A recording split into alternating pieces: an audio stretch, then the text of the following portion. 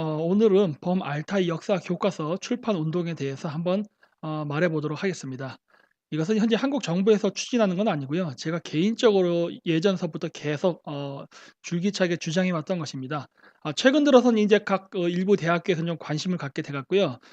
진짜로 이거를 할 수 있는 조금 그 탄력을 받게 됐는데 한번 어떻게 될지 안 될지 한번 잘 시도해 보도록 하겠습니다. 제가 이 역사 교과서 출판에 대해서 관심을 갖게 된 이유가 있습니다. 왜 그러냐면 지금 중국의 동북공정도 보면은 지금 중국이 자기가 그 동아시아 주변 국가들을 침략하기 위해서 어떤 정당성을 갖게 하는 데 있어서 바로 그 역사를 이용하기 때문입니다. 뭐 이러한 사례는 중국만 있었던 건 아니죠. 사실 그 이전에 일본 제국 때도 마찬가지였죠. 일본이 그 한국과 그러니까 조선과 만주를 점령하기 전에 제일 먼저 무엇부터 했습니까?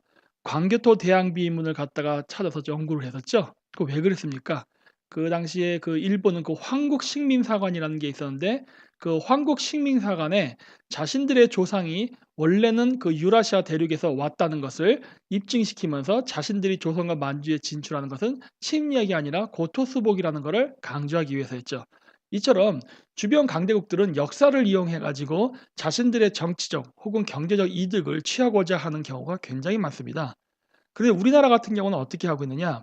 현재 우리나라에서 강단과 재야사학자들 간의 그 역사 분쟁은요. 그냥 정치 논쟁입니다. 제가 봤을 때는. 왜 그러냐면은 강단사학자들은 일본의 그 학계의 영향을 받아서 굉장히 보수적이고 우리나라 역사를 굉장히 축소해서 설명하죠. 반면 재야사학자 같은 경우는 또 너무 우리나라의 역사를 뻥튀기라는 경우가 있습니다.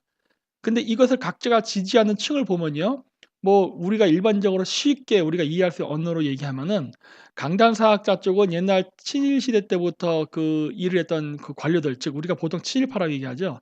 이런 사람들이 그 학문적 맥을 잇고 있고 재야사학자들은 그 예전서부터 독립운동했던 사람들 이런 사람들이 그 맥을 이었죠. 그래서 보통 뭐 민족사 뭐 이런 식으로도 얘기를 많이 하는데 제가 봤을 때 양쪽 다 문제가 있습니다. 왜냐하면 이 사람들의 논쟁은요. 어떤 그 국가의 발전을 위한 그 미래에 대한 비전이라기보다는 정치적인 논쟁의 성격이 굉장히 강하기 때문입니다. 사실 오늘날 우리나라의 그 근대사에 대한 그 국정교과서 문제도 바로 고대로 그 친일과 강강사학자들의 그 고대사에 대한 역사 논쟁이 근대사로 옮겨 있는 것뿐입니다. 사람도 똑같아요. 그 어떤 그 자기가 좋아하는 성향이라든가 소속돼 있는 단체를 보면은 좌와 우가 명확하게 갈라져 있죠. 근데 문제는 그러한 토론 속에서 우리가 얻을 수 있는 것이 무엇입니까? 별로 없습니다. 어떤 사람들은 그런 얘기를 하죠. "우리가 식민지를 바로 그 청산을 제대로 하면 나라가 바로 설 수 있다." 그건 조선시대식 사고방식입니다. 국제 관계는요. 선과 악으로 움직이는 게 아닙니다. 우리는 아직도 그 조선 시대의 사대주의적 틀에 얽매여 가지고 어떤 일을 하는 데 있어서 어떤 도덕적 정당성이나 명분이 필요하다고 생각하는데요. 그 국제 관계에서 특히 우리가 그 20 세기 그러니까 18 세기서부터 해 가지고 동양의 국가들이 서양에게 밀리게 된 데에는 바로 우리가 실용적인 측면이 부족해서였습니다. 옛날 때 그 유럽의 그 유명한 왕들 있죠. 뭐 빅토리아 여왕이라든가 필리페 2 세라는 그 스페인의 그 무적 함대를 거느렸던 이런 황제들 그 사람들이 성인군자였습니까? 그렇지 않거든요. 성인군자여야 정치를 잘한다는 사고방식은요. 오늘날 현대 시대에 맞지 않습니다. 정치는 모략이 있어야 되고 책략이라는 게 있어야 되고 전체적인 국가에 대한 청사진과 비전 이런 것들이 아우러지면서 그걸 어떻게 해 나갈까에 대한 어떤 공작 그다음에 뭐 정치, 프로파간다, 기타 등등이 필요한 거예요. 근데 우리는 이런 것들을 전혀 생각하지 않고 어떤 뭐 도덕적인 어떤 뭐 완벽한 어떤 실체, 그다음에 어떤 이상 국가향을 자꾸 이야기하는데 이거는 전혀 안 맞습니다. 이렇게 되면은 지는 거예요, 전쟁에. 그래서 제가 이런 여러 가지 것들을 보면서 느끼게 된 결론은 일단 여러 가지 우리가 지금 뭘 하든 간에 그렇다고 해서 우리가 정신적인 면을 부정할 수는 없는 거거든요.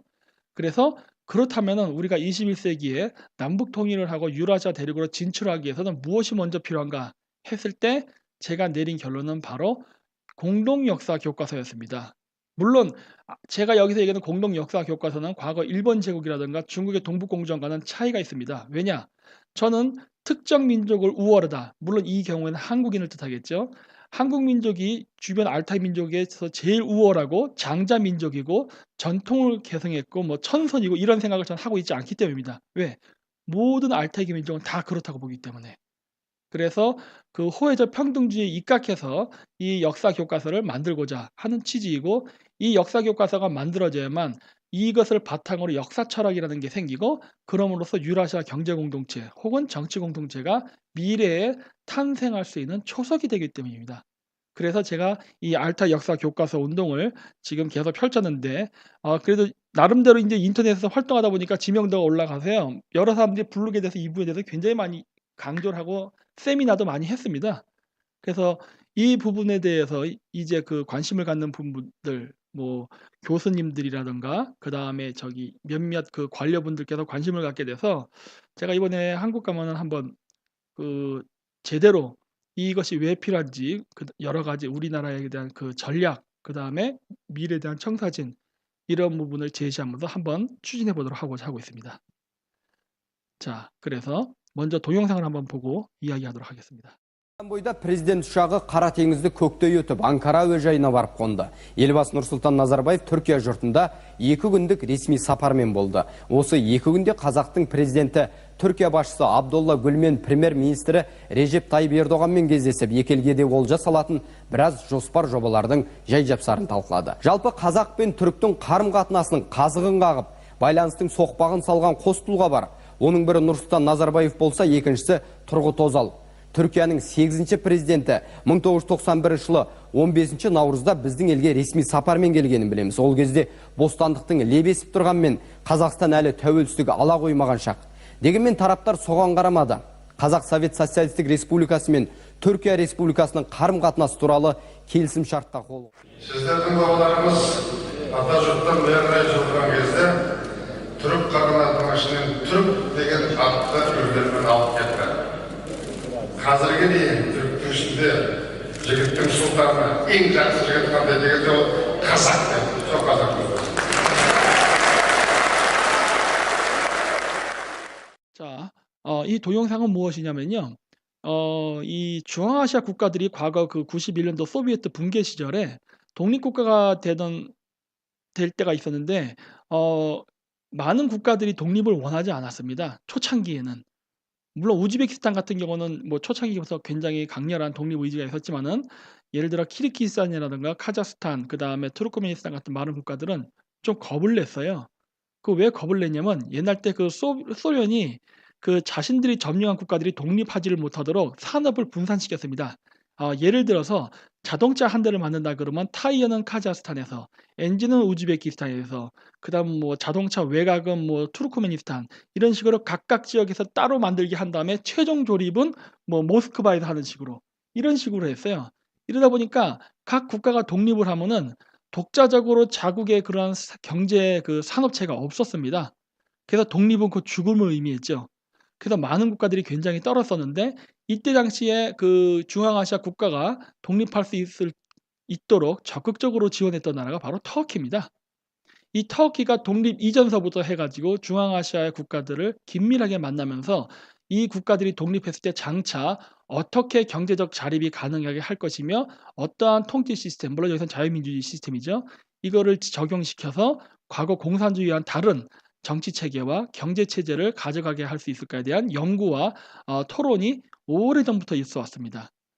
그래서 그 결과 중앙아시아 국가들이 독립했을 때 지금처럼 다시 소련으로 귀속되지 않고 독립된 채로 유지가 될 수 있는 계기가 되죠. 근데 그중에 이제 가장 성공한 나라는 카자흐스탄입니다. 그리고 카자흐스탄은 당연히 지금도 터키랑 밀접한 관계를 갖고 있고요. 그러면서 현재 추진하고 있는 것은 바로 공동 역사 교과서입니다. 그래서 그 다음 페이지에 보면 이건 그 신문인데요. 인터내셔널 투르키 아카데미라고 해서 거기 그 투르키스탄에 있는 대학교입니다. 거기에 가면은 그 이 대학에서 쓰는 역사 교과서가 있어요. 원래 인터내셔널 투르키 아카데미는 뭐냐면은 그 범투르크주의적 사상에 입각해서 투르크계 언어를 쓰는 사람들, 물론 여기서 터키의 지원이 많이 있었습니다. 이런 사람들이 카자흐스탄에 가가지고 대학교를 설립해 준 거예요. 물론 지금은 이제 카자흐스탄도 돈이 많으니까 자체적으로 이걸 운영하고 있죠. 그래서 하는데, 이 지역 대학의 학생들이 각종 기술을 배웁니다. 이거 안에 나중에 제가 보여드리겠지만 들어가 보면요, 여기는 이과예요. 근데 우리는 그러죠. 이과가 왜 역사를 배워? 이과가 왜 그 인문학을 배워? 이런 우리 의식이 있지 않습니까? 근데 이 카자흐스탄 같은 경우는 지금 갓 독립하고 기술이 굉장히 부족합니다. 컴퓨터 기술, IT 기술, 뭐 그다음에 뭐 화학, 물리학, 의학, 기타 등등. 그런데 그러한 여러 이공계 관련 기술을 배우는 학생들에게 역사를 교육시킵니다. 그래 가지고 하는데 역사를 그냥 가르칠 때 있어서 단순하게 그냥 '우리 카자흐인들이 잘났다. 우리 카자흐인들이 세계 최고다.' 이런 식의 교육을 하는 게 아니라 "우리는 주변의 여러 국가들과 형제다."예요. 그러면서 고대사의 역사를 공유하고 있으며 우리는 장자 하나로 뭉쳐야 될 어떤 그 뭐랄까 하나로 뭉쳐야 될 어떤 통일을 해야 될, 뭐 정치적으로는 아니더라도 문화적으로라도 해야 될 어떤 의무가 있다라는 것을 많이 가르칩니다. 그러면서 나온 게 바로 지금 여기 써 있는 오르탁 투르크 타리크라는 건데, 이 의미는 뭐냐면 공동 투르크 역사라는 소리입니다. 그래서 이미 카자흐스탄은 예전부터 이 이야기가 범투르크주의 이후에 범투르크주의 역사 교과서를 만들자는 거는 거의 한 2008년도 정도부터 나왔었어요. 그래 가지고 2015년에 드디어 결실을 맺었죠. 그래 가지고 이 책이 나왔는데, 이 기사의 내용은 무엇이냐면은 여기 제가 지금 한글로 번역해 놨죠. 뭐냐면은 이 교과서를 카자흐스탄에 있는 다른 지역의 일반 초등학교의 교재로도 역사 교과서로 도입하는 것이 좋겠다라고 생각하는 거예요. 근데 그것뿐만이 아니라, 그러니까 즉 국내에서만 가르칠 것이 아니라 이걸 나아가서 현재 범turk주의 운동에 참가하고 있는 국가들이 있습니다. 적극적으로는 한 4개 국가가 참가했고, 그다음에 더 포함시켜서 약 7개의 국가들이 좀 포함되어 있는데, 이 국가들에게 이 교과서를 적용시켜서 우리가 모두 한 민족으로부터 한 조상으로부터 갈라져 내려왔다는 것을 가르치자라는 것을 국제적으로 공인받고 교과서로서 사용을 시키도록 하고자 하는 시도를 지금 현재 하고 있습니다. 근데 지금 현재 이것이 지금 적용이 되는지 잘 모르겠어요. 저도 지금 현재 한국에 있고 카자흐스탄 안 가봤기 때문에 제가 이번 한 8월쯤에 가보려고 하는데, 가면 제가 한번 확인해 보도록 하겠습니다. 그런데 이러한 역사 교과서를 만드는 데는 이유가 있습니다. 우리는 그거밖에 안 하죠. 우리나라에서 역사 배우는 이유는 뭡니까? 민족의 정체성 확립, 친일 청산, 이거밖에 없어요. 자, 그럼 저한테 한 가지 질문이 있어요. 그럼 그걸 하면 무엇이 좋아지죠? 왜냐면 제가 이 얘기를 한 이유가 있습니다. 왜냐면 제가 항상, 저는 원래 역사를 좋아했었어요. 물론 그렇지만 역사를 전공하지 못하고 국제 관계를 했습니다. 왜? 저희 부모님이 싫어했거든요. 역사 공부하면 밥이 나오냐 떡이 나오냐 그러는데 안 나오죠. 우리나라에서 지금 가르치는 방식대로 한다면, 그거는 강단 사학자들의 방식이 됐던 재야 사학자들의 방식이 됐던 어느 쪽을 선택하든 역사를 공부해서 밥이 나오고 떡이 나오진 않습니다. 그 사람이 교수가 되지 않는 이상은. 그런데 이 중앙아시아 사람들은 굉장히 실용적이라는 거죠. 이 사람들의 관점은요, 지금 어떻게 되냐? 우리나라가 아까 얘기한 건 뭐였죠? 친일 청산이라든가 역사 바로 세우기죠. 근데 역사 바로기란 세우는 정의가 무엇이냐는 거예요. 여기 범투르크주의 운동자들이 얘기하는 역사 바로 세우기라는 것은 제일 먼저 무엇입니까? 조국 근대화입니다. 러시아의 식민지를 당하면서, 그리고 공산주의 체제 안에 있으면서 경제가 굉장히 낙후됐거든요. 이 낙후된 경제를 지금 서방 국가 같은 굉장히 세련된 경제 구조, 그다음에 발달된 정치 시스템을 갖게 하는 것이 역사를 바로 찾는 거에 대한 기본이라고 생각하는 거예요. 이거 우리나라 과거 1960년대 70년대 굉장히 닮아 있죠. 그러니까 이 사람들이 생각한 역사 바로 세우기는 조국 근대가 첫 번째입니다. 그럼 두 번째는 무엇이느냐?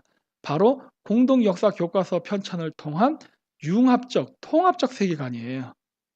그래서 여기 보시면은 여기 러시아랑 터키 정상이 서로 앉아 있죠. 나중에 뒤에서 설명하겠지만 범투르크주의의 원래 발생의 기원은 제정 러시아의 침략에 저항하기 위한, 즉 항러시아 정신으로부터 시작했습니다. 하지만 오늘날의 범투르크주의 정신이라는 것은요, 물론 항러시아 정신이 없다는 건 아니에요. 있긴 있습니다.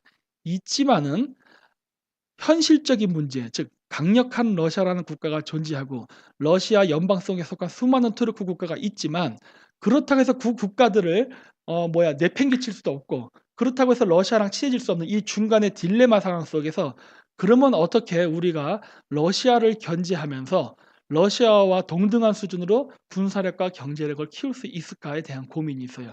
그래서 범투르크주의 운동 속에는 바로 경제 교류와 경제 개발이라는 것이 핵심적으로 숨어 있습니다. 그래서 범트루크 역사 교과서를 만들고 여기에 참여하는 국가들은요. 단순히 뭐 우리 트루크 민족이 뭐 세계에서 제일 잘났다. 우리가 뭐 종주국이다. 뭐 이런 거를 강조하려는 것보다는 뭐 그러고 싶은 마음이야 마음속에 굴뚝같이 있겠지요. 하지만 그런 것을 내세우기보다는 그러한 것을 통해서 그 투르크계 민족 국가들이 하나라는 공통 의식 속에서 경제 교류와 경제 발전을 취하자. 이것이 제1차 목표입니다. 그래야만 그다음에 강력한 국가가 형성되고 그다음에 우수한 문화 이런 것들이 만들어지면서 비로소 세계적 종주국이 가능한 거죠. 그렇기 때문에 이 사람들이 생각하는 것은 바로 이런 아주 현실적인 그 접근이에요. 우리나라의 그런 과거 그 유교식 사고방식과는 좀 다릅니다. 그래서 요거는 그 대학교의 그 홈페이지인데 여기 자 동영상을 한번 보여 드릴게요. 어딨냐. 네. 그래서 요거는 그 아흐메트 야사위 대학이라는 건데 투르키스탄에 있습니다. 투르키스탄은 카자흐스탄에서 제일 그 유명한 역사적 도시죠. 그래서 여기 보시면 여러 가지 목차들이 쭉 있죠. 그래서 뭐 여기 어떠한 과목을 가르치고 있는가 해서 밑에 쭉 나오는데 여기 보면 이게 주로 이게 이공계 대학입니다. 그래서 각종 교육. 저는 여기 가서 역사 교육을 한번 하려고 지금 마음 먹고 있습니다. 그리고 여기 보면은 이 안쪽에 국제 카작 터키 대학 카자흐스탄 해가지고 보면은 뭐 학비가 나오고 그다음에 여기 보면 뭐 사진들도 몇 개 있고. 근데 여기서 제가 흥미롭게 보는 거는 바로 뭐냐면은 이 지역에 참가하고 있는 국가 중에 중국이 있다는 거예요. 뭐 러시아, 키르기스탄, 카자흐스탄, 우크라이나, 필리핀. 근데 여기 중국이 있어요. 그래서 중국 한번 봤죠. 봤더니 뭐야? 중국은 이미 카자흐스탄에서 범turku지 운동을 하면서 만든 대학교 속에다가 중국이 이미 접근을 해 가지고 여러 가지 유학 프로그램이라든가 개발 프로그램을 만들어 놨다는 거예요. 야 진짜 이거 대단한 거죠 진짜. 우리나라는 지금 뭘 합니까? 강단사학자들은 아예 고대사에 대해서는 쳐다보지도 않고 그냥 현실 고수만 하려고 그러고 재야사학자들은 우리가 잘났다. 우리가 세계 최고다. 맨날 한민족의 뭐 언어가 뭐 세계 인류언의 기원이다. 뭐 이런 얘기만 하고 있는데 중국 애들은 그런 거 우리가 하고 오면서 자만심에 빠져 있을 때 이렇게 중앙아시아의 국가들 특히 중국이 지금 제일 위협스럽게 느끼는 게 뭡니까? 바로 신장 위구르 자치의 분리라든가 각종 그 소수민족의 분리 독립 운동이죠. 그중에 가장 거세게 저항하는 사람들이 바로 위구르입니다. 투르크인들이에요. 그래서 이런 투르크인들의 독립 의지가 어떤지, 어떻게 연계되어 있는지, 무엇을 하는지를 알기 위해서 속속 다 들어가 있지 않습니까? 물론 이들은 그 프로파간다를 갖고 있죠. 중국의 동북공정 속에는 굉장히 유연함이라는 게 있습니다. 우리나라 제야사학자와 동북공정을 비교하면요. 학문적으로 제가 봤을 때에는 중국의 동북공정이 한국의 제야사학자들의 역사관보다 우수합니다. 왜 그러느냐? 우리나라에서는요. 그 제야사학자에서 뭐 인제 뭐 시베리아까지 뭐 우리 환국의 영토가 있었다라고 얘기할 때 뭘 얘기하냐면 다 한국인이라 그래요. 뭐든지 한국인입니다. 징기스칸도 한국인, 뭐 야유라고기도 한국인, 뭐 전부 한국인. 뭐 일부 족보에는 그런 게 있어요. 근데 여기서 우리가 한국인이라고 얘기할 때는요 문제가 있어요. 왜냐? 그 말을 하는 사람들의 의식 속에는 민족주의 사관이라는 게 있거든요. 민족주의. 근데 그 사람들이 보고 있는 책은 뭡니까? 역사서잖아요. 근데 그 역사서를 쓸 때 그 책을 썼던 그 당시에 그 역사 그 뭐랄까요? 학자는 민족주의 학자였습니까? 아니죠. 왕조주의 학자였습니다. 이런 겁니다. 과거에 왕족들은요. 역사서가 있었습니다. 그래서 뭐 어떤 왕 몇 년에 무슨 일, 어떤 왕 몇 년에 무슨 일이 있었다 이래서 쫙 기록했지 않습니까? 역사책에 보면. 그래서 왕족들은 역사서를 가지고 있고요. 그리고 양반들은 족보를 가지고 있습니다. 내 할아버지가 누구, 그다음 누구, 그다음 누구 이런 식으로 족보가 있어요. 그리고 노비에게는 노예문서가 있는 거예요. 그래서 우리가 과거에 어떤 왕이 누구랑 연결됐다 해 가지고 고로 이것이 한국이다라고 민족주의 사관을 거기다 섞으면 안 됩니다. 왜? 그거를 쓰였을 당시는 왕조 사관으로 쓰였기 때문에 이거를 제가 이야기하는 이유가 있습니다. 왜 그러느냐? 우리나라의 지배계급과 피지배계급의 혈통이 같습니까? 이거 한번 생각해 봐야 돼요. 다른 경우가 많아요. 우리가 그런 이야기하죠. 그 중국의 역사는 한족의 역사가 아니다. 왜? 북방 민족이 끊임없이 들어와서 그 지배 계급으로 군림했던 역사이기 때문에. 그렇죠. 자, 그렇다면 한국은 아닐까요? 한국도 마찬가지거든요. 물론 한국은 중국의 경우와는 조금 다른 부분이 있죠. 무엇이냐? 최소한 한국인 같은 경우는 알타이계 어족을 가졌었죠. 그래서 알타이계 어족끼리의 그런 각 특정 부족이 우세해질 때마다 그 종족을 중심으로 이게 왕조가 바뀐 것이었지, 중국처럼 완전히 별도의 어족의 외국인들이 그 지역을 점령해서 통치한 것은 아니었죠. 그래서 고러한 차이는 있습니다. 하지만 어쨌든 간에 그렇다고 해서 제야사학자들이 얘기하는 것처럼 모든 것이 한국인이다 이렇게 얘기하면은 그건 어불성설이 되고 너무 그 확대 해석이 되는 겁니다. 그런데 중국의 동북공정은요, 그런 부분에 있어서는 굉장히 합리적이에요. 왜냐? 중국의 동북공정은 어떤 국가가 건설되었을 때 그 건설된 민족의 기원을 다 일일이 다 제시를 합니다. 그러면서 결론적으로 최종적으로 뭐라 얘기냐?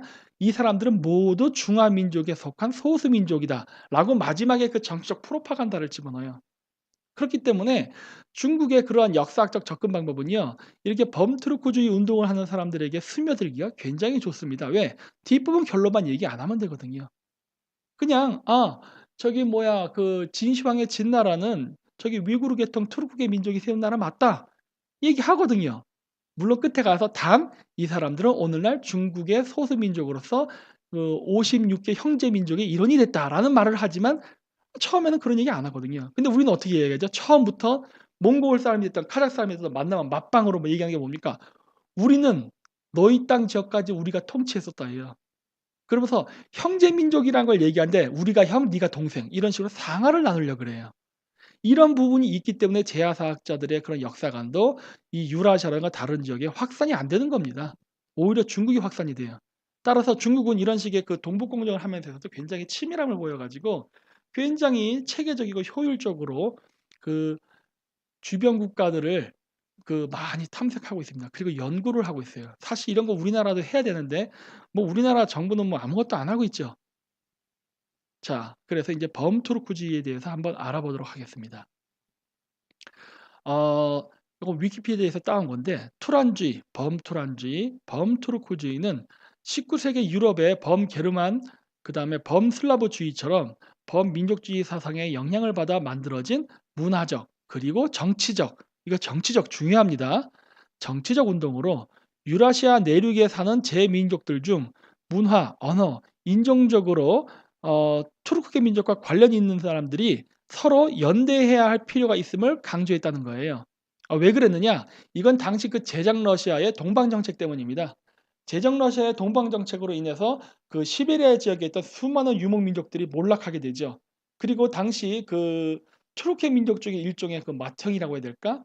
그 주도적인 국가였던 오스만 제국이 이때부터 러시아에게 밀리던 시기였거든요.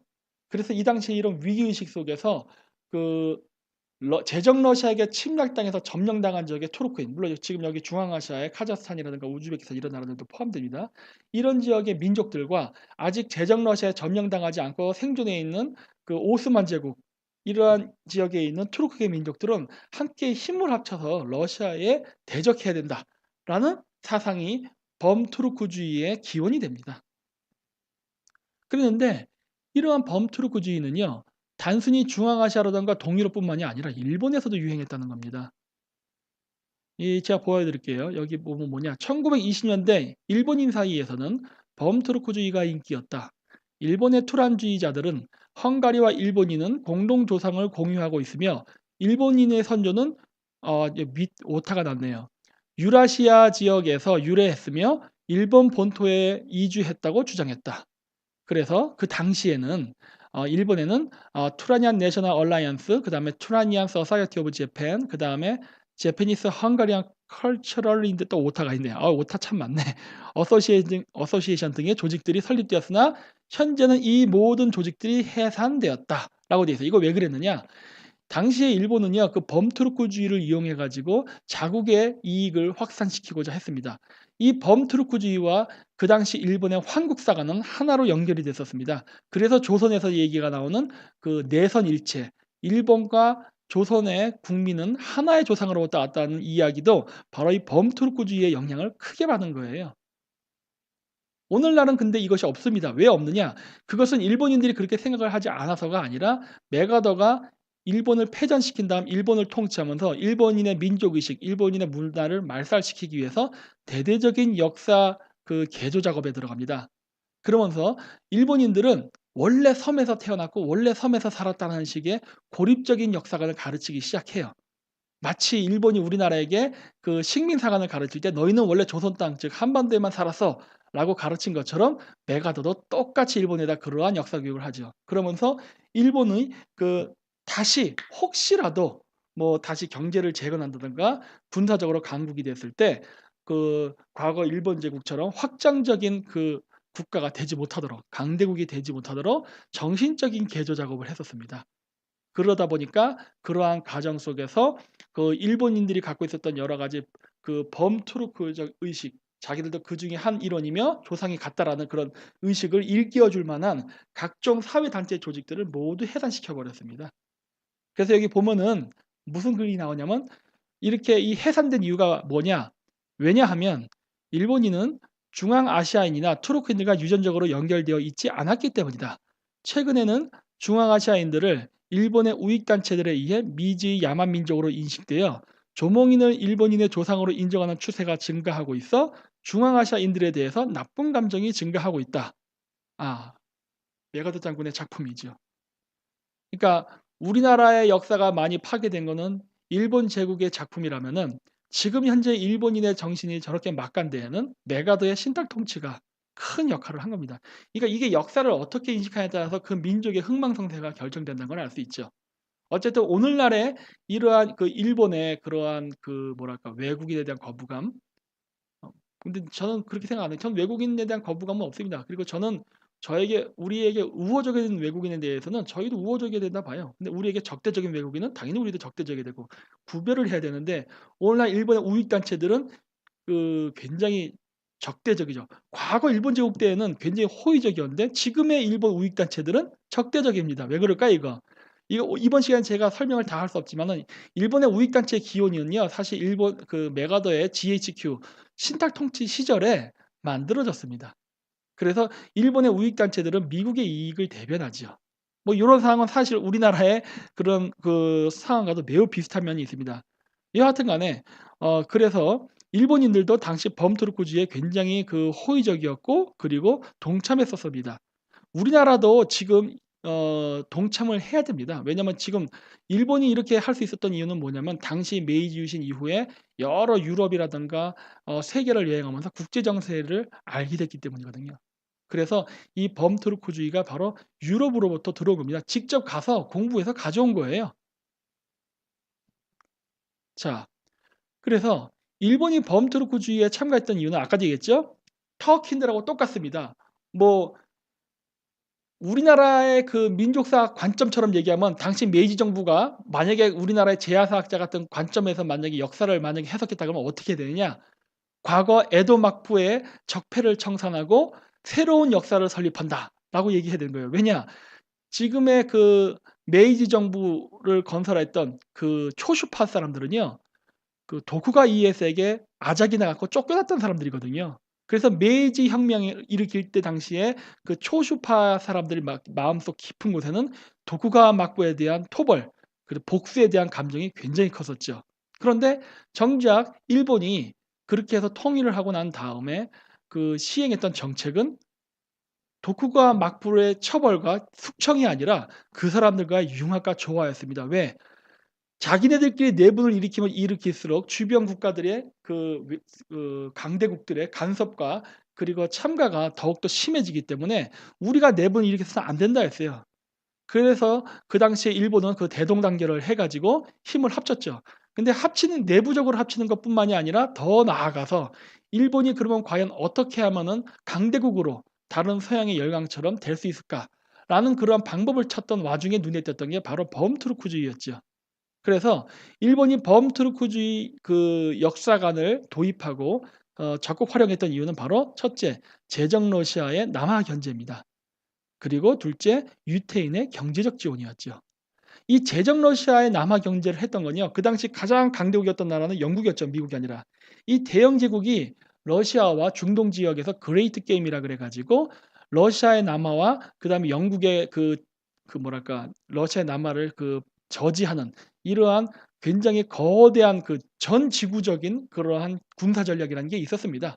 그래서 일본은 이 범트루크지 운동을 이용을 해 가지고 러시아의 적대적이었던 투르크계 민족 을 자기 편으로 만듦과 동시에 영국을 대영 제국, 그 당시에 슈퍼파워 아닙니까? 이 슈퍼파워를 자기 편으로 만듦으로써 자국의 이익을 유리하게 하는데 이용하고자 했던 거죠. 그리고 그 외에는 당시 미국 신대륙을 건너가서 막 한참 미국 경제가 성장할 때 크게 돈을 벌면서 성장해서 대부호들, 주로 유태인들이 많았습니다. 이런 사람들에게 군사적 자금을 지원받기 위해서 이 범트루크주의를 이용하죠. 그래서 실질적으로 일본이 얻은 것이 무엇이었느냐? 바로 여기에 써 있다시피 시모노세키 조약으로 요동반도와 대만을 얻습니다. 그리고 조선을 독립시킵니다. 이 조선 독립시키는 거에는 일본 다른 목적이 있었습니다. 나중에 설명할게요. 그리고 영일 동맹을 맺죠. 그럼 뭡니까? 슈퍼파워와 한편이 된 거예요. 얼마나 좋아요. 세계에서 제일 싸움 잘하는 놈을 자기 친구로 만든 거예요. 그래야 다른 애들을 때릴 때 유리하니까. 그리고 카스트라테프트 밀약을 맺음으로써 장차 필리핀과 조선을 미국과 일본이 각각 나눠 먹자라는 약속을 하게 됩니다. 그리고 만주사변을 일으키죠. 그래서 이 지역을 점령하는데 이 지역이 어떤 지역입니까? 바로 과거 고구려 백제 신라가 있었던 지역이죠. 그래서 고구려 백제 신라가 있었던 지역을 점령해야 되기 때문에 일본이 초기에 광개토 대왕 비문을 해석하면서 임나일본부란 걸 이야기하는 겁니다. 바로 역사예요. 역사. 먼저 영토를 확장하기 이전에 역사를 연구해서 정당성을 확보하는 거죠. 그래서 이 만주 지역까지 영토 확장되고 나면은 무엇과 사상이 맞닿는 겁니까? 범트루크주의 역사관과 맞닿게 되는 거죠. 그러면서 일본은 범트루크주의 역사를 이용하면서 서양의 열강제국의 그러한 정치적 이해관계, 갈등을 이용하면서 영토를 확장시키고 강대국으로 부상한 겁니다.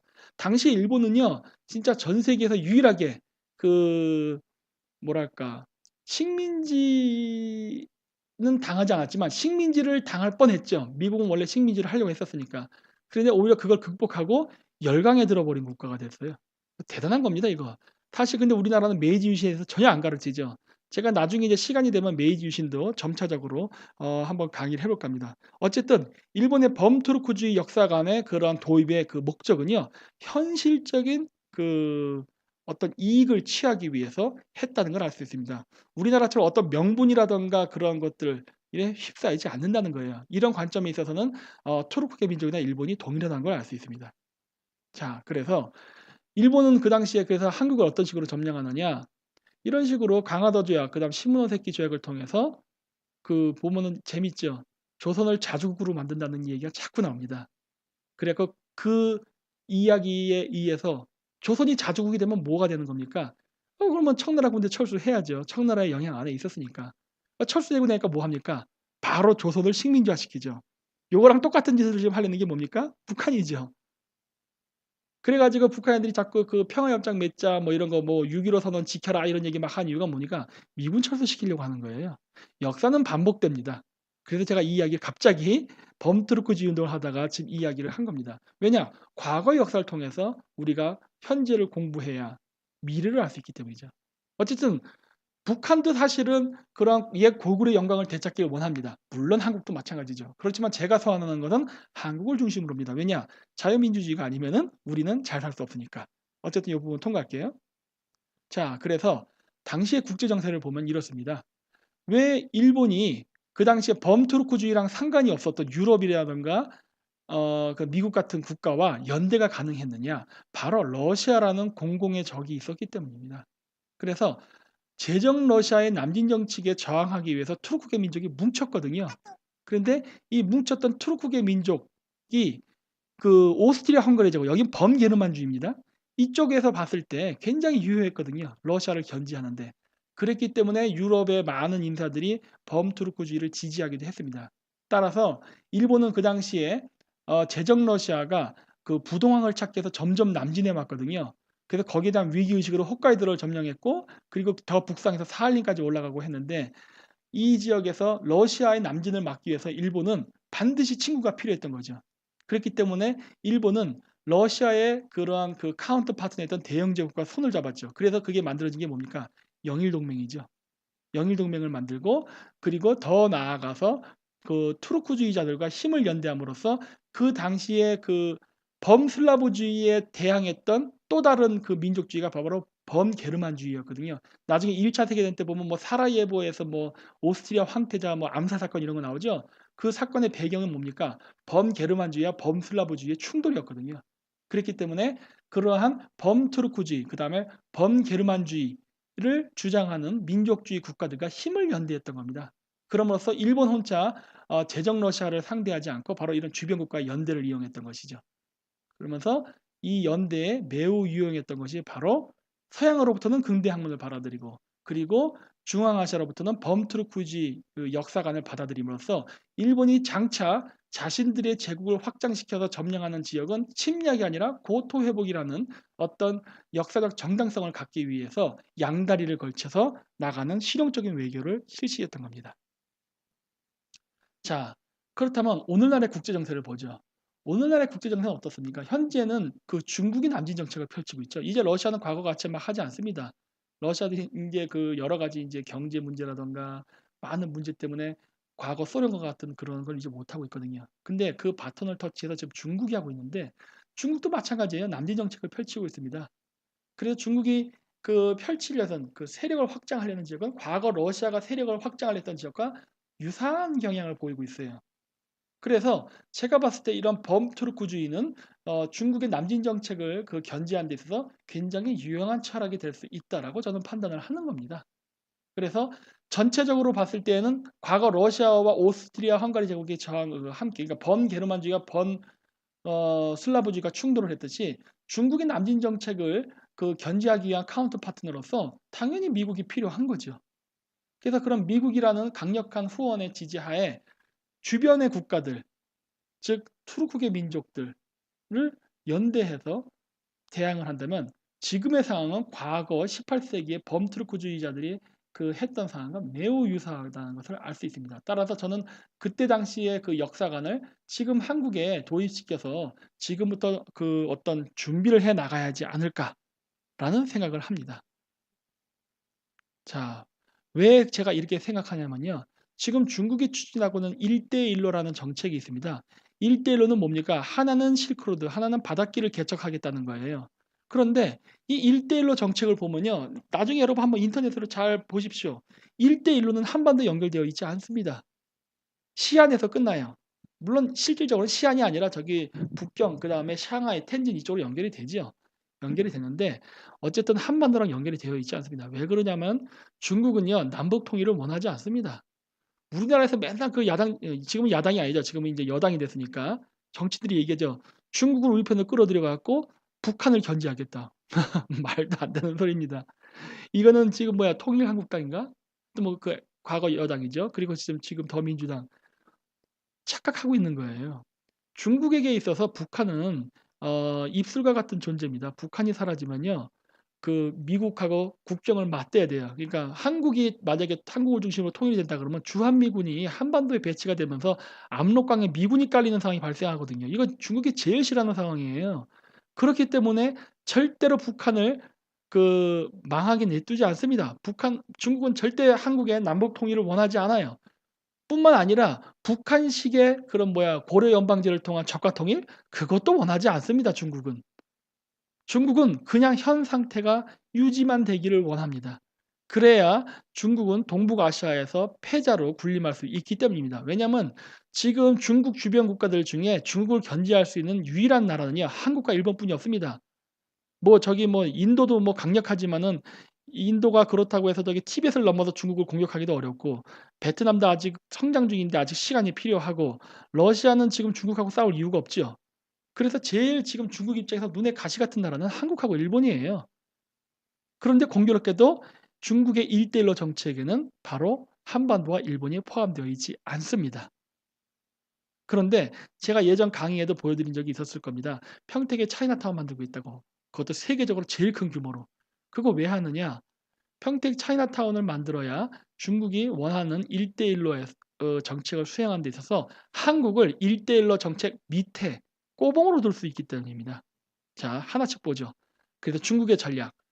먼저 중국의 전략은요. 한반도 쪽을 연결하지 않는 게 전략입니다. 즉 남북 통일을 시키지 않는 게 중국의 목표입니다.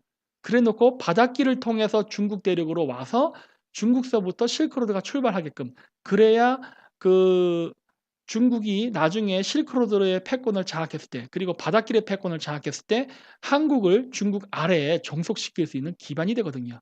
그래서 차이나타운을 한국에 건설하고 차이나타운을 통해서 한국을 통치하려고 하는 겁니다. 예전에 제가 얘기했죠. 차이나타운이 건설되면 거기엔 많은 검은 돈들이 들어온다고. 그 검은 돈들이 바로 한국 정치인들을 매수하는 정치 자금으로 쓰이게 되는 거거든요. 그건 여야를 초월해서 다 쓰게 됩니다. 그렇게 되면 우리나라는 차이나타운에 들어와 있는 5%의 중국인들이 95%의 한국인들을 좌지우지할 수 있는 전형적인 동남아시아 국가를 만들게 되는 그 초석이 되는 거죠. 그렇게 그 한반도를 공략하고자 하는 게 중국의 전략이지요. 그다음은 뭐냐? 바로 남북 영구 분단입니다. 남북 통일이 되면은 그 대륙적으로 철도를 뚫어야만 돼요. 근데 북한이라는 한국을 싫어하는 국가가 있으면요. 중국은 북한을 명분으로 해서 철도를 안 뚫어 버리면 그만입니다. 그러면 한국은 계속 항구를 통해서 그 중국으로 교역을 의존할 수밖에 없게 되는데, 그 항구인 평택을 지금 중국이 장악하려고 있지 않습니까? 그래서 평택 항구만 장악하면은 한국은 중국에게 수출 수입을 모두 의존하게 되는 종속 국가가 되는 거죠. 이것이 바로 중국이 노리는 거 아닙니까? 그렇기 때문에 평택을 장악하고 평택을 중심으로 해서 한국의 경제를 완전히 정치적으로나 컨트롤하기 위해서는 남북의 분단은 반드시 필요한 것이죠. 그리고 해로 장악. 그래서 제가 예전 강의에도 비디오에도 설명했지만은 남중국해와 오키나와 센카쿠 열도를 중국화시켜 가지고 자국의 영토로 삼아 버리게 되면요. 이 지역의 미군은 배치대가 될 수 없게 됩니다. 왜? 국민들이 나가라 그러면 나가야지요. 엄청나게 대응하고 분신자살하고 난리치면 어떡합니까? 나가야지. 미군이 철수하게 되면 어떻게 되는 거죠? 바로 중국인들이 얘기하는 제1 도련선이죠. 그 지역이 중국의 영해로 확보가 되는 겁니다.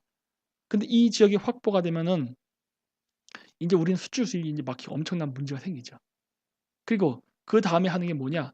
역사 공정입니다. 아까 제가 얘기했죠. 범투르크주의 운동을 하고 있는 터키가 됐든 카자흐스탄이 됐든 각 대학에는 꼭 중국 애들 연구소가 들어가 있어요. 그거 왜 그래요? 범투르크주의 운동을 중국이 흡수해 버리려고 하는 겁니다. 그래야 중국 애들은 범트루크주의 운동을 보면 어디까지 나오냐면 징기스칸이 나오고, 그래서 유럽 지역까지 뭐 통치했다 뭐 이런 것들이 쭉 나오잖아요. 그거를 중국의 역사로 편입시키려고 하는 거예요. 그래서 범트루크주의 역사를 어떻게 중국 동북공정과 결합시켜서 자국의 역사를 흡수할까를 지금 연구 중에 있습니다. 이런 거 아마 한국 사람들 모를 겁니다. 그리고 마오이즘의 확산, 목택통주의라고 하는데, 이 마오이즘을 확산시키는 거는 이유가 있습니다. 반미적 성향의 국가들을 전 세계적으로 확산시키려고 하는 건데, 왜 그러냐면은 제가 예전에도 얘기했죠. 중국이 아무리 남중국해를 장악을 해도 자원은 대부분 남미나 아프리카, 중동 지역에 있기 때문에 거기서 수입해서 올 때 미군 기지가 있어서 갖고 오기 어렵다. 그래서 어떻게 하고 있느냐? 바로 그 지역에 마오이스트들을 파견시켜서 공산주의 운동과 함께 반미 운동을 전개해 나가는 걸 하고 있습니다. 물론 북한이 꼬복 역할로 이 일을 하고 있어요. 그래서 우리나라 꼭 야당 정치인 뻑하면 부탄이나 네팔 가죠. 거기 마오이스트들 무진장 많습니다. 마오이스트들이 네팔에서 혁명도 일으켰었어요. 인도 저쪽 어디냐 동부 미얀마랑 국경을 접하고 있는데, 이게 좀 이렇게 부채꼴 모양으로 된 땅이 있거든요. 그 땅에서도 마오이스트들이 독립운동을 일으키고 있어요. 왜? 인도 땅을 쪼개 버리려고. 그리고 시리아, 이번에 트럼프 대통령이 저기 시리아에다 미사일 쐈죠. 트럼프에서도 마오이스트 운동이 있습니다. 물론 주사파 운동도 있어요. 왜냐? 북한 애들이 거기 가 있거든요. 여러분 시리아에 가면 김일성 공원이 있습니다.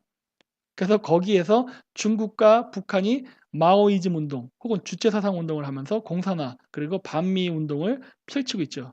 그리고 또 어디서 하고 있느냐? 베네수엘라, 페루, 콜롬비아 이런 데서 하고 있습니다. 그 외에 또 아프리카 지역에서 다 하고 있어요. 이게 우리나라에서 언론들이 가르쳐 주지 않는 부분이에요. 북한은요, 굉장히 전 세계적으로 공산주의 확산에 참여하고 있습니다. 북한은 진짜 어떻게 보면 미국한테 있어 굉장히 골칫덩어리예요. 이게 그냥 북한 문제로 끝나는 게 아니라 북한은 자신들의 그러한 정치 이념, 공산주의를요 전 세계에 확산시키려고 있어요. 물론 중국과 함께. 그래서 이런 마오이즘 확산을 통해서 전 세계적인 반미 전선을 지금 만들려고 하는 게 중국의 전략이죠. 따라서 이러한 중국의 전략 속에서 우리의 국익은 어디에 있습니까? 없습니다. 즉 중국이 1대1로가 성공하게 되면요. 우리는 바닷길이나 육지길로 갈 수 있는 모든 길을 상실하게 되고 중국에 의존하게 되는 거예요. 즉 속국이 된다는 소리입니다. 이것이 좋냐는 겁니다. 이것이 또 뭐 비즈니스 기회다 해서 막 하는 사람들인데 그렇게 얘기하면은 과거 그 조선 말기에 친일파들이 "야 일본에 붙어야만 근대가 되고 돈 번다." 얘기했던 것과 뭐가 다릅니까? 그래서 친일파도 문제지만 앞으로 친중파도 문제입니다. 과거 친일파들이 했던 행적을 그대로 지금 친중파들이 하려고 하고 있거든요. 그리고 우리나라 지금 정치 관료들도 많이 들어가 있죠, 이 사람들. 이 사람들이 하는 행위는요. 한국의 국익에 도움이 되지 않고 있어요. 오히려 매국 행위를 하고 있지.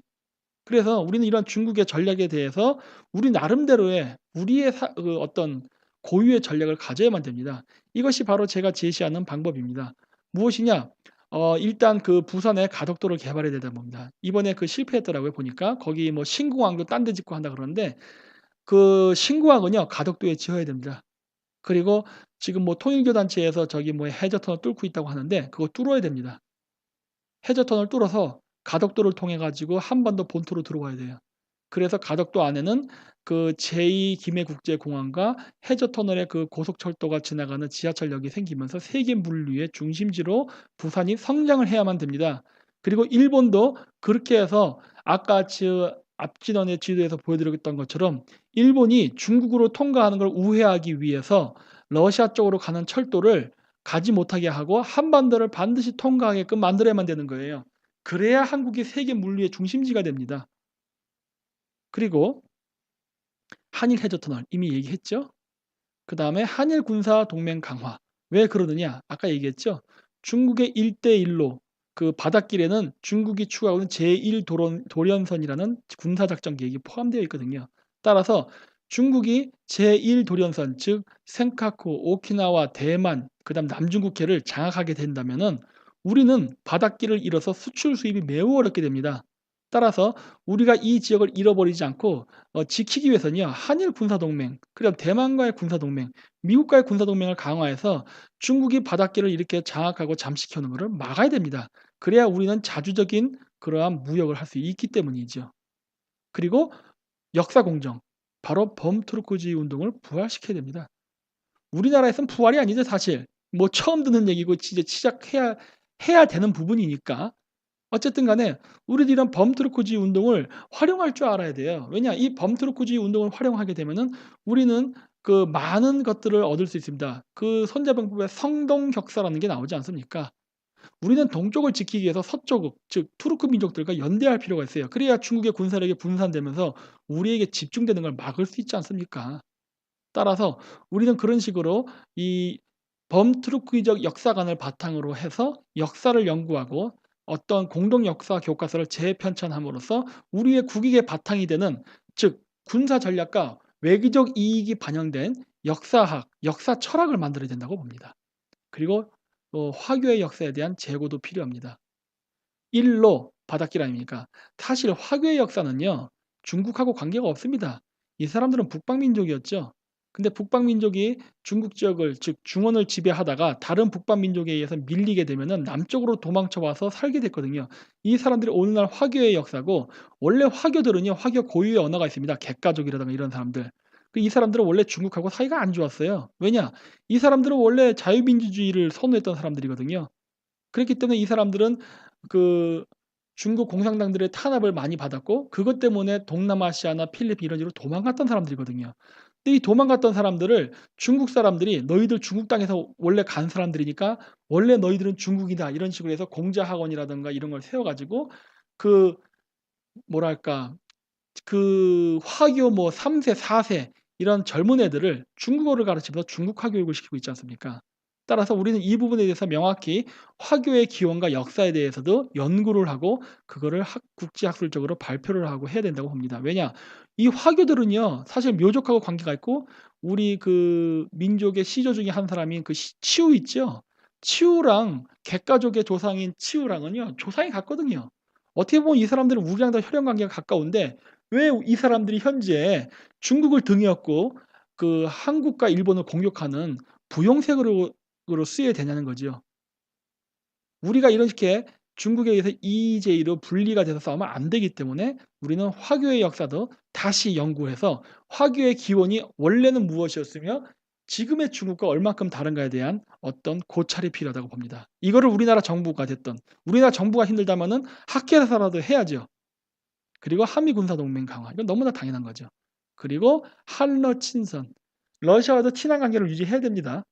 실질적으로 중국과 러시아는 지금은 미국이라는 나라 때문에 군사동맹 관계에 있지만 한국을 바라보는 관점에 있어서 한국과 중국의 관계에 있어서 러시아는요 오히려 더 친한 쪽입니다. 그래서 우리는 미국과 한국과 중국과 러시아의 관계 속에서 러시아의 관계도 너무 소홀하게 해서는 안 돼요. 어느 정도 러시아와의 그 친선 강화라든가 경제 교류 같은 것들을 해야 됩니다. 단 미국의 눈에 벗어나지 않는 범위 내에서 해야 됩니다. 그래야 우리가 나중에 뒤통수를 안 맞거든요. 그리고 이슬람 국가와의 친선 외교. 왜냐하면 이 범투르크주의를 하는 지금 나라들이요 대부분 이슬람 국가입니다. 그러다 보니까 이슬람 국가와 뭐 우리가 이슬람교를 국교화하거나 그렇게 받아들여서 할 필요는 없지만은 친한 관계를 가질 필요가 있어요. 그래야 우리가 여러 가지 대외 외교적인 측면에서 많은 이익을 취할 수 있습니다. 근데 이 부분은 제가 동영상으로는 얘기를 할 수 없으니까 생략하겠습니다. 자, 그래서 우리가 이런 식으로 범투르크주의적 역사관을 받아들여서 우리나라도 중앙아시아 국가들과 함께 공동 역사 교과서를 만들어야 된다고 보는데 그때 우리가 가져야 될 원칙이라고 해서 제가 나름대로 정리를 해 봤습니다. 이거는 제가 현재 진행되고 있는 범투르크주의 역사의 그런 역사학자들 그리고 그런 사람들의 어떤 단점들도 일부 보완해 가지고 '이렇게 하면 어떨까.'라는 하나의 제안 사항인데 뭐 첫째 모든 우랄 알타역의 민족 국가는 동등한 지위를 가진다예요. 요 부분이 현재 지금 중앙아시아 국가들 간에 지금 삐그덕거리는 부분이거든요. 왜냐하면 지금 터키나 카자흐스탄이 너무 경제적으로 크다 보니까 주변 국가들이 두려워합니다. 요런 부분에 대해서 우리가 좀 배려를 할 줄 알아야 돼요. 그리고 각 민족들은 공동 역사 인식을 가지며 선민적 민족 의식을 배제한다. 이거 되게 중요합니다. 초기가 아니죠. 1991 년도에 소비에트가 붕괴되고 독립국가 연합이 즉 CIS 국가, 중앙아시아 국가들입니다. 이 독자적인 국가가 되었을 때 처음에 범투르크주의자들이 터키에서 왔을 때는 환영을 받았어요. 왜냐? 서방 국가로부터 어떤 근대적인 학문, 근대적인 정치 체계를 배워야겠는데 서양은 너무 정서적으로 멀었는데 그래도 터키는 정서적으로 가깝거든요. 그래서 터키를 통해서 근대화를 배우려고 했는데 이 사람들이 와 가지고 너무 터키인들의 민족 의식을 강조하다 보니까 나중에 반발을 갖게 됐습니다. 근데 이러한 성향은 우리 민족에게도 있지요. 우리나라 재야사학자들의 역사관을 보면 굉장히 한민족 지상주의적 성향이 강하지요. 이것은 나중에 우리가 범투르크주의 어떤 역사 철학과 그다음 공동 교과서를 적용을 해서 어떤 공동 연대 의식을 가져서 출발을 좋게 한다라도 나중에 문제가 생길 수 있는 가능성이 있기 때문에 그 선민적 민족 의식은 배제를 해야 됩니다. 그리고 종교를 이용한 정체성 확립을 지향한다. 여기서 제가 얘기하는 종교요. 왜냐하면 범투르크주의 운동을 하면서 나오는 그 정체성 중에는요. 이슬람이 있어요. 왜냐하면 이 지역 국가들이 다 이슬람 국가이기 때문에 그렇습니다. 그러다 보니까 러시아가 러시아 정교가 있기 때문에 거기에 대한 반발로서 이슬람을 종교를 자기 민족의 정체성으로 생각하고 러시아에 대한 반대 그 저항의 개념으로서 투르크계 언어를 바로 그 정체성의 기준으로 쓰는 거거든요. 근데 이것이 확장이 돼서 동서의 범알타이 투르크라는 개념으로 보게 되면요. 종교가 장애가 돼 버립니다. 왜? 우리는 이슬람 신자가 아니거든요. 그렇기 때문에 뭐 그렇다 해서 우리가 뭐 거기 가서 기독교 선교사를 퍼뜨리는 이런 것도 하면 절대 안 되는 거죠. 따라서 우리가 하는 범알타이주의라는 어떤 그 사상은 종교를 배제해야 됩니다. 특정 종교를 배제하고 그냥 역사 인식이라는 걸 즉 어떤 사상을 그러니까 종교 대신 사상을 그 대체 수단으로 인용함으로써 그 이데올로기로서 우리를 하나의 공동체로 만들어야 되죠. 그리고 회원국의 학생들은 본국 외에 자유롭게 2개국 이상 해외 유학이 가능하게 해야 합니다. 이 이유는 뭐냐면요. 그 활발한 인적 교류가 일어나야 문화, 언어, 경제가 하나로 융합될 수 있습니다. 지금 당장은 아니지만은 계속 이런 식의 교류가 이루어지게 되면요. 몇백 년 뒤에는 하나의 공동체가 될 수 있는 가능성이 생기기 때문입니다. 그리고 그것의 시작은 역시 젊은 세대들부터 해야죠. 그러니까 이왕 공부를 한다 그러면은 꼭 그 나라에서 뭐 학사, 석사, 박사를 다 하는 게 아니라 본인이 원한다 그러면은 얼마든지 그 각 지역의 그 해외의 그 투르크계 국가들의 대학에 그 뭐 무시험으로, 왜냐면 시험이 있으면 또 힘들어지거든요. 그러니까 굉장히 입학이 용이하게 하기 위해서 활발한 교류가 가능하게끔 도와줘야 됩니다. 그리고 각 회원국의 국민은 5년 이상 무비자 체류가 가능하면 1회 연장, 즉 10년까지 그 장기 체류가 가능하게 해줘야 됩니다. 이거는 뭐냐면요, 비즈니스를 위해서 하는 거예요. 예를 들어서 한국하고 일본이라든가 터키 같은 나라는 꽤 잘 사는 나라지만은 그 외에 우즈벡이나 키르기즈 이런 나라들은 상대적으로 경제가 가난하거든요. 그래서 이 역사도 좋지만은 밥 먹고 살 수 있어야 되는 거예요. 그래야 밥 먹고 살아야 역사하지 않습니까? 그렇기 때문에 이 사람들에게 먹고 살 수 있는 기회를 주기 위해서, 그 사람들이 먹고 살 수 있는 기회는 뭐냐면 공장 노동자예요. 어떻게 보면 우리나라에서 안 가려고 하는 3대 업종의 일인데 그쪽 입장에서는 이게 월급이 짭짤하거든요, 그 나라로 돌아가면. 그러다 보니까 그런 사람들에게 그런 경제 교류를 통한 외화벌이를 할 수 있는 수단을 제공해 주는 어떤 혜택을 해 줘야 됩니다. 이왕 외국인 노동자가 필요하다면, 어차피 우리나라에서 외국인 노동자를 완전 배제할 수 없거든요. 그러니까 이왕 외국인 노동자가 필요하다면은 우리가 전략적으로 진출해야 될 지역, 그리고 우리에게 우호적인 민족들을, 그 외국인들을 우리나라에 초대를 해서 그 외국인 노동자로서 그 우리가 필요로 하는 그 중요 분야의 산업 역군으로 쓰는 게 오히려 좋습니다. 피할 수 없으면은 차선을 택해야겠죠. 그다음에 물류의 이동 시 동일한 관세법을 적용한다. 이거 국경을 통과할 때마다 죄다 관세 내고 통관 절차 거치면요, 이 고속철도의 그 기능이 사라집니다. 한 번에 엄청난 초고속 스피드로 유럽까지 가야 될 거 아닙니까? 그렇기 때문에 그 물류가 국경을 통과하고 할 때 그 지역에 내려놓는 물건이 아니라면 그냥 논스톱으로 그 국경을 통과해서 빨리 저기 유럽으로 물건을 보낼 수 있게끔 하는 법안을, 관세법들을 만들어야 됩니다. 그리고 통화 발행권은 각 국가가 독립적으로 보유한다. 이거 왜 그러냐면요, 이번 EU 유럽연합의 실패를 봤기 때문입니다. 유럽연합의 실패의 요인은 딱 하나입니다. 단일 화폐였어요. 단일 화폐를 하다 보니까 어떤 일이 생기느냐, 뭐 이상적으로는 좋아요. 우리가 하나의 단일 화폐를 가지고 하나의 경제권을 갖는다. 이상은 아름답죠. 근데 문제는 뭐냐, 막상 실천 단계에 들어가니까 온갖 환투기꾼들이 와가지고 환율 조작을 하고 금융 공격을 하는데 막아낼 방법이 없었던 거예요. 과거에는 독일이라든가 프랑스, 영국이 각자 독자적인 화폐와 금융시장을 가졌을 때는 그렇게 환투 세력이 마음대로 판칠 수가 없었습니다. 그랬는데 이게 그 그리스라든가 그다음에 헝가리, 다른 그 경제적으로 좀 열악한 국가까지 전부 그 유럽 연합의 회원국으로, 이건 당연히 러시아를 견제하기 위한 군사 목적이 있었죠. 그러면서 회원수를 왕창 불리다 보니까 어떤 문제가 생겼냐? 후진국에서 금융 조작을 하면요, 영국, 프랑스까지 함께 붕괴시킬 수 있는 아주 쉬운 그러한 뭐랄까, 취약점이 만들어지게 된 거예요. 따라서 이 범알타이주의를 한다면서 단일 화폐를 만들게 되면 어떤 일이 벌어지냐면, 이 범알타이주의를 경계하는 중국이 환율 공격을 하게 되면 바로 무너집니다. 또 혹은 그 미국이 공격할 수도 있죠. 왜냐면은 91년도 소비에트 붕괴 이후에 들어왔던 범투르크주의 운동이 중앙아시아에서 실패되게 된 결정적인 계기는 미국의 배신이었거든요. 터키가 기대 이상으로 중앙아시아에 강한 경제적, 정치적 영향을 끼치기 시작하자 범투르크주의 운동을 죽여버립니다. 그래서 이러한 여러 가지 그 위협적인 요소를 차단하기 위해서는요, 통화 발행권만큼은 각 국가가 독립적으로 보유하는 것이 저는 더 바람직하다고 봅니다. 그래야 우리가 그 부자 나라는 더 잘 살고 이러면서 좀 더 우리보다 못한 형제 국가들을 지원해 줄 수 있는 그러한 돈 지갑이, 여유 자금이 마련되거든요. 그래서 그러한 차원에서 통화 발행권은 독자적이어야 된다라는 생각을 하게 됐습니다. 자, 그렇다면 우리는 그럼 무엇을 해야 되냐? 이건 아까 거는 그냥 전체적인 법론이라면 이건 한국이 무엇을 해야 될 것인가인데, 저는 그 어떻게 생각하냐면 그 회원 국가들로부터 매년 1.25%의 이민을 받을 것을 저는 생각하고 있습니다. 여기 1.25% 이민은 그 외국인 노동자도 포함되지만 뭐 국제 결혼, 기타 등등, 아니면 아예 결혼을 해서 한국인과 결혼을 하는 게 아니라 그 온 사람들이 아예 그냥 한국으로 들어오는 것을 말합니다. 다만 무조건 이민을 받는 게 아니라 그 숫자를 한정해야 된다는 거예요. 매년 얼마씩 몇 명만 들어올 수 있다, 이런 식으로. 그러면서 들어오는 사람들은 우리가 각 산업에 필요로 하는 노동력들이 있죠. 그런 사람들을 공고를 내 갖고 우선적으로 받아들이는 식으로 우리에게 필요한 외국인들을 받자는 거예요. 그리고 왜 1.25%라고 했느냐? 우리나라의 출산율 때문입니다. 우리나라 출산율이요. 약 1.24 혹은 1.25%예요. 우리가 현재 현상 인구를 유지하면서 완만하게 인구 성장을 하려면요. 2.5%의 출산율이 필요한데 우리나라의 출산율이 지금 2.5%가 안 되거든요. 그래서 그 부족한 부분을 메꾸기 위해서 그런 겁니다. 그 메꾸는 것도 아기가 들어오면 안 되죠.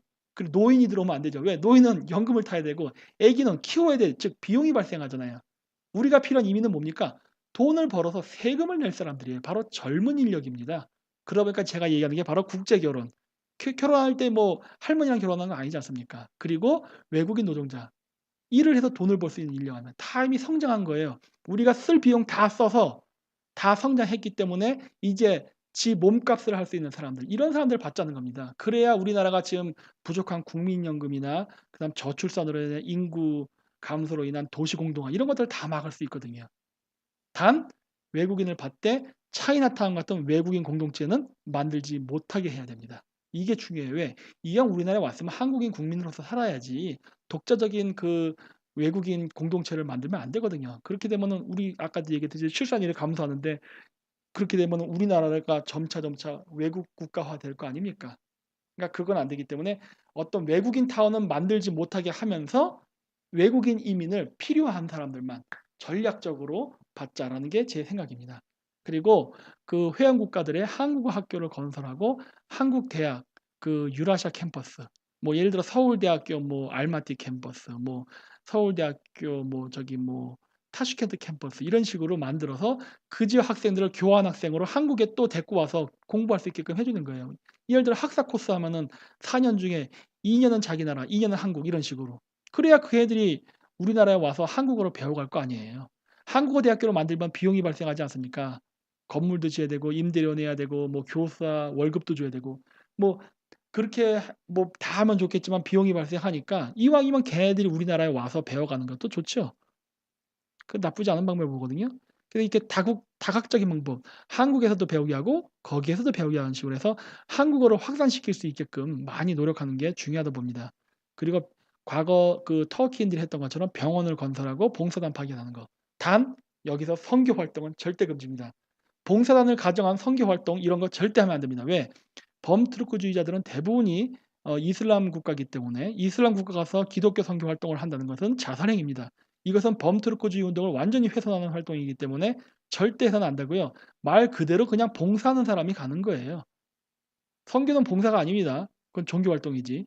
그렇기 때문에 그러한 봉사단들을 파견해서 그 개발도상국 국민들에게 어떤 그 무상 의료 혜택이라든가 어떤 그 많은 그 병들을 치료함으로써 친환적 분위기를 전 국민들에게 그 투르크계 민족들에게 전파할 필요가 있다 봅니다. 그리고 유라시아 회원국과 교류할 수 있는 어떤 전담 부서가 생겨야 돼요. 그 무슨 어떤 무슨 청 이런 걸 만들자는 건 아니고 뭐 예를 들어서 뭐 외국인 출입국 관리 사무소 안에다가 뭐 이 부서를 만든다거나 왜냐 그것도 어떤 청을 만들게 되면 또 엄청나게 많은 예산이 소요가 되니까 그렇게 하지는 말고 되도록이면 예산을 적게 쓰면서 전담 부서를 운영할 수 있게끔 그렇게 한번 만들었으면 하는 게 제 생각이고요. 그 외에 그 한국으로 유학 오는 사람들에게 뭐 자금을 지원해 준다든가 그리고 그거랑 상관없이 아예 그냥 그 투르크계 민족의 국가들이 세운 대학교에 뭐 꼭 한국을 안 와도 상관없고 그냥 장학금을 지급해 주는 겁니다. 누구를 지원해 주냐? 똑똑한 애들에게. 이게 일본 애들이 하는 방식이거든요. 우리나라는 지금 어떤 식으로 지금 개발도상국에서 장학금을 지급했냐면요. 교회 나가는 애들한테 장학금을 줬습니다. 그래 가지고 한국에서 예를 들어 몽골, 카자흐스탄 이런 데 있으면서 한국에 유학 가는 학생들 있잖아요. 교회 나오면 장학금 줬어요. 이런 식으로 한 거예요, 이런 식으로. 근데 생각해 보십시오. 이슬람 국가에서 부자가 되면은 어느 종교를 믿을까요? 이슬람을 믿습니다. 자기가 부자가 되면 자부심이란 게 생기거든요. '아 나 부자야. 뭔가 자긍심을 갖고 싶어. 나는 누구인가.' 정체성을 생각한다고요. 그러다 보면은 대부분의 경우 중앙아시아 사람들은 이슬람으로 갑니다. 그럼 이슬람이 아닌 사람들은 누굴까요? 그렇게 영향력이 없는 사람들이에요. 그러니까 그런 사람들 아무리 끌어들여서 친한파 만들어 봐야 우리는 그 나라에 정치적으로나 외교적으로 아무런 영향을 끼칠 수가 없습니다. 그래서 그렇게 종교를 가지고 장학금을 주고 하는 이런 장난은 절대 하면 안 돼요. 일본은 어떻게 하느냐?